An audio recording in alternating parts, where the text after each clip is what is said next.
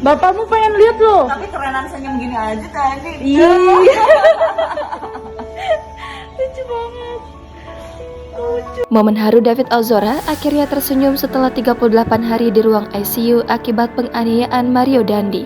Momen tersebut dibagikan langsung oleh sang ayah Jonathan Latumahina melalui Instagram story-nya @tidurberjalan pada Kamis 30 Maret. Dalam story tersebut, Jonathan menyampaikan kabar baik terkait perkembangan kondisi David yang kini mulai membaik. Meski masih terbaring di ranjang rumah sakit, David kini perlahan sudah menunjukkan perkembangan baik. Bahkan kini, David sudah mulai tersenyum untuk pertama kalinya setelah 38 hari lamanya dirawat di ruang ICU. David yang tersenyum sembari unjuk gigi tampak terdengar suara bahagia dari keluarga melihat perkembangan David yang membaik. Tak hanya itu saja, dalam story sebelumnya pula tampak David kini perlahan sudah bisa makan melalui mulut.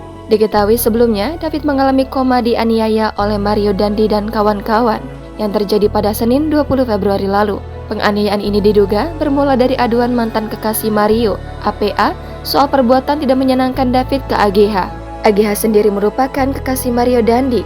Menurut keterangan kubu Mario Dandi, APA mengadu pada Mario pada 17 Januari. Akibat informasi tersebut, Mario pun emosi dan ingin bertemu David. Setelah itu, AGH pun menghubungi David yang saat itu berada di kediaman rekannya berinisial R di kawasan Pesanggerahan, Jakarta Selatan. Imbas dari perbuatannya, Mario dan rekannya bernama Shane Lucas juga ditetapkan sebagai tersangka.